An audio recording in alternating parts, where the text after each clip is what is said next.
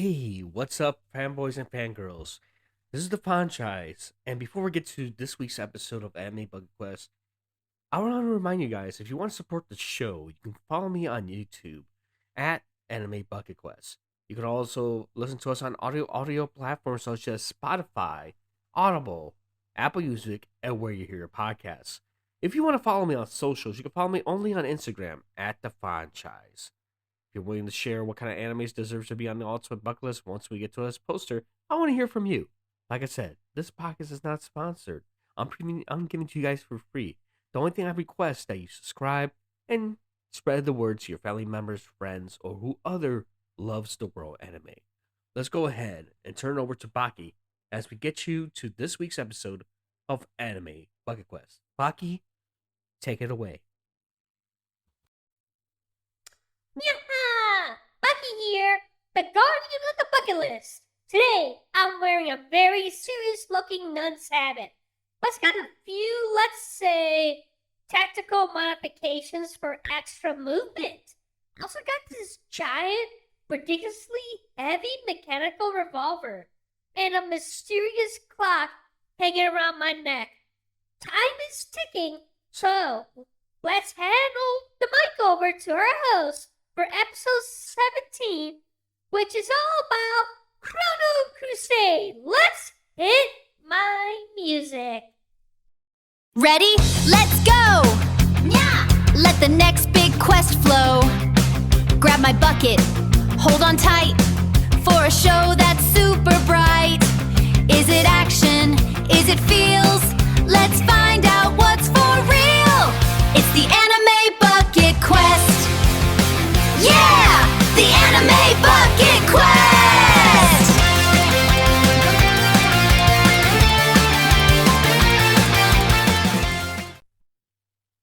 Welcome back, Questers, to another episode of Anime Bucket Quest. I'm your host, the franchise, and we've been through a lot from gothic global hunts to 90s magical girl nostalgia and futuristic robot relationships. Today, we are diving into a different kind of spiritual battle, one that combines religious fervor, demonic powers, and a heart-wrenching countdown. It's a 2003 epic that still has people talking about its devastating emotional impact. Today, we are reviewing Chrono Crusade.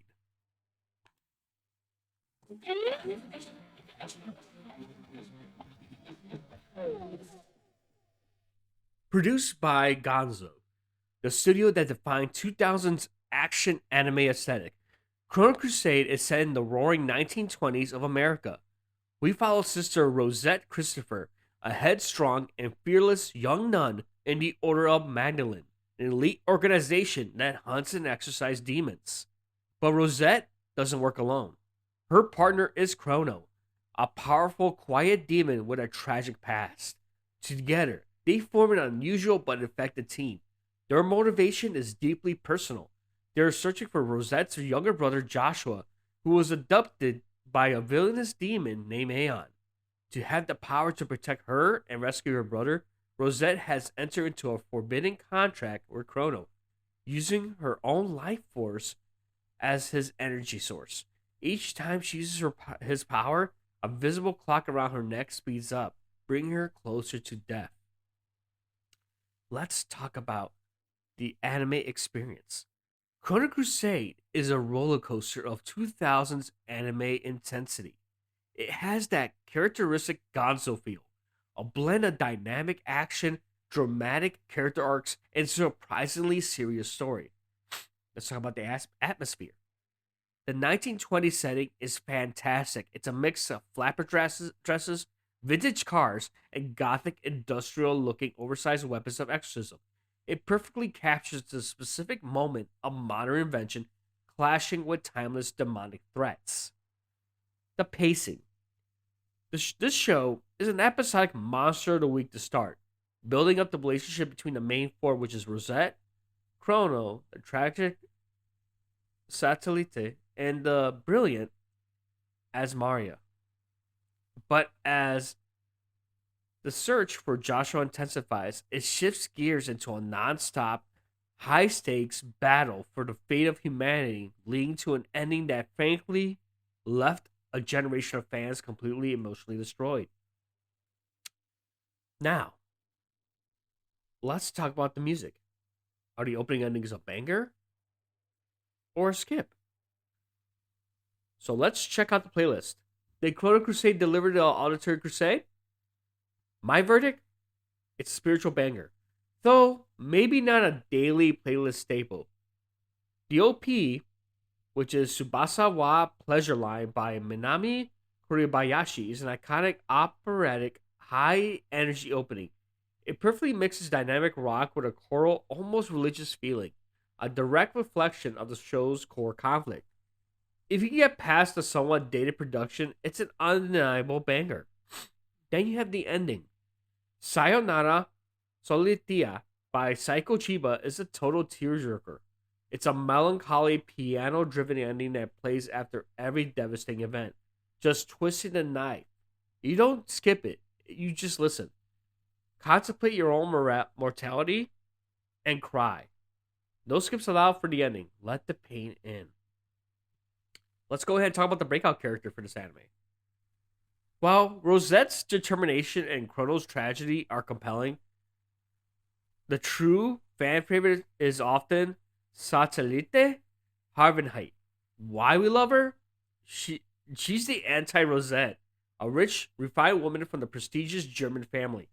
Satellite is a strategic and powerful sorceress with a hidden connection to Aeon.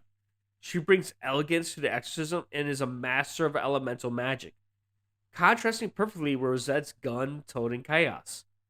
Her impact. Satellite is not just a rival.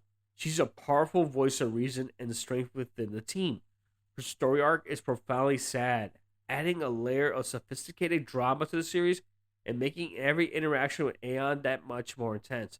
She's a character of pure tragic resilience. Now let's shed a light on the creator. So, let's shine our spotlight on the mangaka, Daisuke Moriyama. The vision.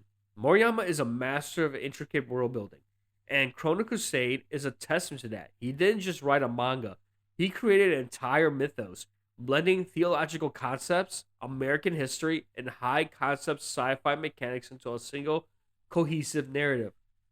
The mastery. He's a brilliant at creating a complex web of connections.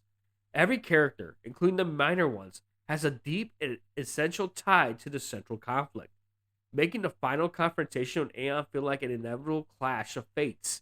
Not just a simple battle between good and evil, his detailed gothic art style sets the visual benchmark for your entire genre. Now, let's talk about the source material. Let's discuss this part of the quest. Gonzo's anime versus Daisuke Moriyama's 8-volume manga. In this case, read the manga. Why? Let's talk about the departure of it. The Chrono Crusade anime is notorious for its complete divergence from the source material. It deviates from the manga significantly after the halfway point, resulting in a completely different final arc and conclusion that is, let's just say, quote, highly controversial. The manga's ending is widely considered far more definitive, emotionally impactful, and faithful to Moriyama's original vision. The anime has great moments and captures a visual style, but to get the real story and the intended impact, the manga is a must read. Now, the great debate. Sub versus dub. Oh boy. This is a real battle of the voices. I'm going to have to give a split between the point. This is a matter of sub greater than dub, but both have immense value. Let's talk about the dub. The dub is a piece of classic 2000s voice acting. Hilary Haig delivers an incredible fiery performance as Rosette, and Greg Ayers as Chrono is iconic, bringing a quiet vulnerability to the demon. Then, Christopher Freeman makes his 4th consecutive appearance on Anime Bucket Quest, this time as the absolutely chilling and manipulative antagonist Aeon. It is a fantastic, highly respected dub, especially since it takes place in 1920s America. You kind of get to the dub, but do not stray away from the Japanese sub yet. However, the Japanese performance is a masterclass. You have Tomoko Kawakami as Rosette is unforgettable, capturing both her explosive energy and her profound sadness in a way that is unique to the original performance. It has an additional layer of emotional texture and sincerity that the dub slightly misses, making it a definitive way to experience the original story's raw emotion. But, like I said, both the sub and dub are really good. So this is where, like I said, this is the case where both are considered great. Lucky for you, where to watch Chrono Crusade? If you're ready to join the Order of Magdalene, the 24-episode series of Chrono Crusade is currently available in Crunchyroll here in the U.S. and other regions. So it's not stuck in streaming jail like Blood Plus.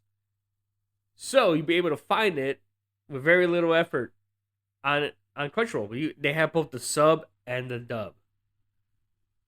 So, like I said, you're able to access it right now, and that's how I was able to find it. So, does Chrono Crusade belong in this anime bucket list? I would say in this ranking, it was considered A tier rewarding. It is a visually striking, emotionally powerful series with a great setting and memorable characters. It is an incredibly unique story that leaves an impact. However, the anime's departure from the manga, especially in the conclusion, is a significant flaw that cannot be ignored. Enjoy the anime for its style and great moments, but to get the true devastating Crusade experience, you gotta read the manga. So, that's a wrap for episode 17 of Anime Bucket Quest. I've been your host, Stefan Chais. Alongside Baki, keep your weapons loaded, your faith strong, and we'll see you on the next quest.